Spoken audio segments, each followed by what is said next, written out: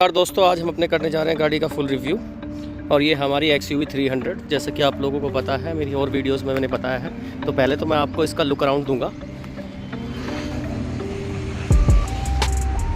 ये मैंने इसमें काम कराया था, बम्पर लगवाया था, स्पॉइलर लगवाया था, और अभी इसमें अलॉय डलवाने हैं। तो अलॉय का डिज़ाइन मैं सोच रहा हूँ, आप लोग को सजेस्ट कर सकते हैं तो प्लीज़ कमेंट में बताइए। और इसको ऑलमोस्ट 2 महीने हो गए यार ये गाड़ी को। तो मैं अब आपको बताऊंगा कि मेरा यूज़र रिव्यू कह सकते हैं, एक्सपीरियंस कह सकते हैं, कैसा रहा कैसा नहीं रहा, और ये कितना चल गई। ये देखो, मैं आपको बताता हूँ ये कितना चल गई। तो ये ऑलमोस्ट 4000 के आसपास।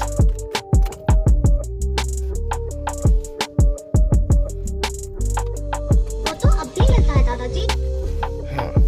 देखो, ये चल गई हमारी 4731 किलोमीटर। और कितना इसका एवरेज है, क्या इसका मेरी तरफ से रिव्यू है क्या नहीं है, ये मैं आपको बताने जा रहा हूँ यार। मेरा एक्सपीरियंस ये है, ये गाड़ी परफेक्ट है, ठीक है। 17.5 का एवरेज जो दिखा रही है, 17.5 का एवरेज सिटी का एवरेज है, जो मैंने सुबह इसमें डीजल डलवा के और रीस्टार्ट किया था। और जब मैंने ये अब शाम तक देखा तो मैंने सिटी में चलाई है, नोएडा में, तो ये 17.5 का एवरेज दे रही है सिटी के अंदर। और हाईवे पे ये 20 दे देती है। वैसे तो 23-24 जाता है, पर ऑन एन एवरेज में बात करता हूँ तो 20 दे देती है। तो ये तो इसका एवरेज हुआ डीजल का। ये W6 वेरिएंट है। अब इसकी मुझे कमी क्या लगी यार, इसकी 2 मतलब मेजर कमी मुझे जो लगी वो ये लगी। पहले कमी की बात कर लेता हूँ। ये जो है ना, इसका ये ब्लाइंड स्पॉट है। आप समझ लो कि जो इसकी जो साइड मिरर है ना, इसकी प्लेसमेंट कुछ ऐसी हो रखी है। इसके पीछे वाला देखो, आप देखो ना सामने से, यहाँ से इसके पीछे वाला अगर कोई आ रहा है ना, और ये पिलर यहाँ पे कहीं ना कहीं, जो मुझे लगा, जो मारुति गाड़ियों में अक्सर नहीं होता, इसमें यहाँ पे यार ब्लाइंड स्पॉट क्रिएट होता है। तो ऐसा नहीं है कुछ एक्सीडेंट या कुछ, बट कहीं ना कहीं एक झपकी सी लगती है, पहली चीज़। दूसरी, जो देखिए, केबिन नॉइस इतनी नहीं आती, जनरली हर गाड़ी में इतनी आती है। अगर केबिन नॉइस की हम बात करें, जिसे लोग नेगेटिव पॉइंट लेते हैं, तो भाई फिर जाना पड़ता है कम से कम 25-30 लाख की गाड़ी में। ये एवरेज बजट कार मैं इसको बोल सकता हूँ। 13 लाख रुपए में आपको गाड़ी ऑन रोड मिल रही है, 12.5 में। इवन डीजल कार है, डीजल का वैसे भी ज़माना चला गया, और हम उस जनरेशन से बिलोंग कर रहे हैं जहाँ पर डीजल कार हम चला पा रहे हैं। समझ रहे हो, आने वाली EV चलेगी, CNG तो आप लोग चल ही रहे हैं, पेट्रोल है, और डीजल तो वैसे भी 10 साल चला रहे हैं। तो इतना भी हम लोगों में जो समझते हैं, जो डीजल इंजन लवर होते हैं, उनमें इतना जुनून होता है कि अगर इसकी 5 साल भी वैलिडिटी हो तो हम 5 साल चलाने के लिए भी तैयार है, क्योंकि जो इसकी परफॉर्मेंस निकल के आती है यार, वो किसी गाड़ी में नहीं आती डीजल इंजन की। तो अगर पर्टिकुलर मैं XUV 300 की बात करूँ, तो इसकी परफॉर्मेंस रोड पे यार इतनी ज़बरदस्त है, मतलब आप समझ लो कि 300 Nm का जो टॉर्क है ना इसके लिए, मतलब वो सही में दिखाती है ये गाड़ी, ये एकदम से निकलती है। अब बात करते हैं थर्ड पॉइंट। पहले तो नेगेटिव बताया, तो इसकी परफॉर्मेंस मुझे ओवरऑल बहुत अच्छी लगी। थर्ड पॉइंट आता है कि ग्राउंड क्लियरेंस। देखिए, ग्राउंड क्लियरेंस मैं आपको दिखाता हूँ। ये इसका ग्राउंड क्लियरेंस 180 mm का ग्राउंड क्लियरेंस है इसका। तो आप समझ लो 180 mm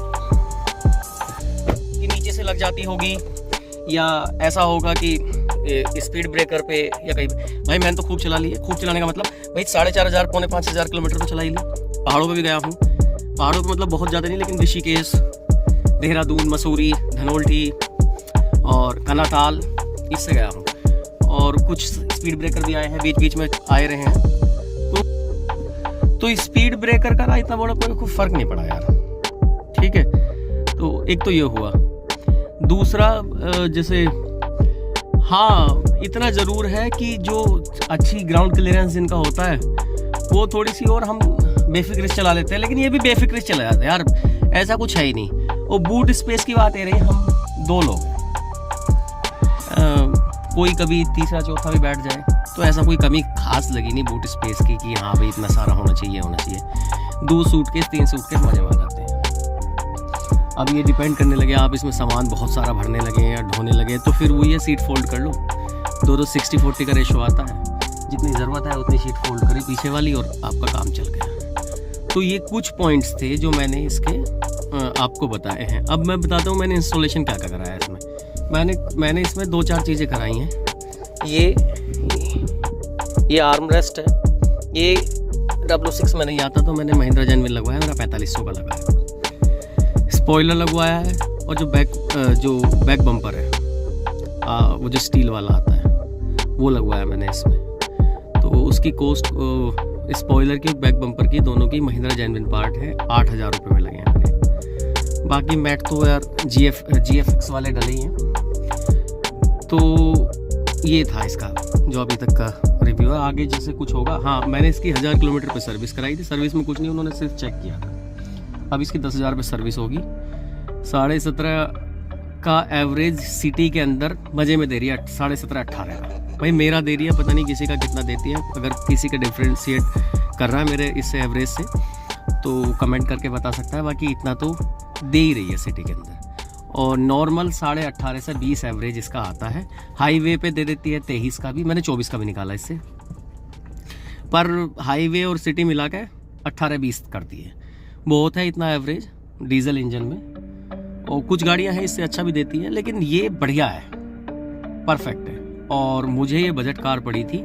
और बजट कार के साथ साथ जो मुझे इसका लेने का रीज़न सबसे बड़ा ये था कि जो इसकी इंजन की परफॉर्मेंस थी यार, 5 स्टार रेटिंग है। इंजन की परफॉर्मेंस 300 Nm का टॉर्क, मतलब अपने आप में एक ज़बरदस्त कॉम्बिनेशन है। सही में जब रोड पर आप चलाते हो तो ऐसा लगेगा टैंक चला रहे हैं। मतलब इतना बड़ा भी नहीं टैंक, लेकिन मस्त एकदम टैंक। मतलब मेरा अतिशयोक्ति में समझ लीजिए, वो वाला मतलब नहीं है, बट अच्छा लगता है यार। अब हो सकता है कुछ लोग जो है वो 1 करोड़ की गाड़ी चलाते हो, 50 लाख की गाड़ी चलाते हो, बट हम लोग मिडिल लेवल आदमी हैं।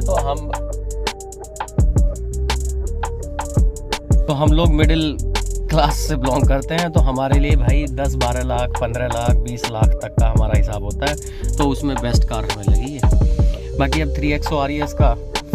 मैंने तो 2024 में फरवरी में ली है। आप समझ सकते हो, कोई पूछता है कि ये लेने के लिए डिसीजन सही है नहीं है, बेस्ट डिसीजन है मेरा। तो मुझे तो बहुत मज़ा आया।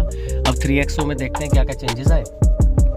बाकी एक वीडियो कंपैरिजन वाली बनाते हैं। कंपैरिजन तो पहले तो वैसे ही बनाएंगे डिटेल वीडियो, फिर कंपैरिजन वाली देखते हैं क्या आता है। ठीक है, तब तक के लिए बाय बाय, थैंक यू।